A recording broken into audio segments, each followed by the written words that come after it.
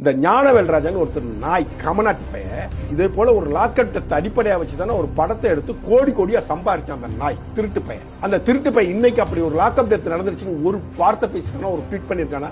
எவனாவது போய் சொன்னா நான் அடிப்பேன் பேசினான் அந்த சித்தார்த்துங்கிற அயோக்கிய ராஸ்கல் இன்னைக்கு எங்க போனா? எங்க சார் போனா அவன்? சூர்யா எங்க போனாரு? ஜோதி எங்க போச்சு? சிவகுமார் குடும்பம் எங்க போச்சு?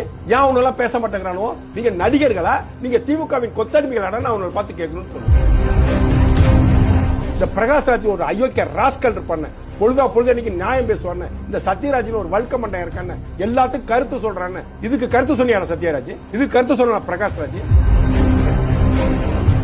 சித்தார்த்த எல்லாம் நடிகை நீங்க ஏத்துக்கிட்டே எவ்வளவு பேசினா அவன் ஆடியோ லாஞ்சுக்கு போய் ஒருத்தர் அவனை உதைக்கணும்னு முடிவு பண்ணிருக்கான். நாங்க நடிகர்கள், நாங்கள் அரசியல் பேசக்கூடாது. இன்னைக்காச்சும் நாயங்க எவனாச்சும் பேசினா செருப்பை கொண்டு அடிக்கணும். இந்த அமீர் பையன் முருக மாநாட்டுக்கு எவ்வளவு பேசினா போய் மனித சங்கிலி எல்லாம் கலந்துகிட்டான் நாய்.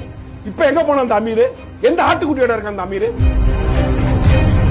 சாத்தாங்குளத்துல பிலிக்ஸ் ஜெயராஜ் கிறிஸ்டின் இந்த பையன் அஜித்குமார் ஹிந்துங்கிறதுனால பேசுறேன்.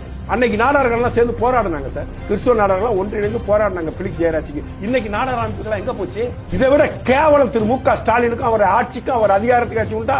ஒரு யாராலும் குற்றம் சொல்ல முடியாத ஒப்பற்ற ஆட்சியை நான் நடத்தி கொண்டிருக்கிறேன்.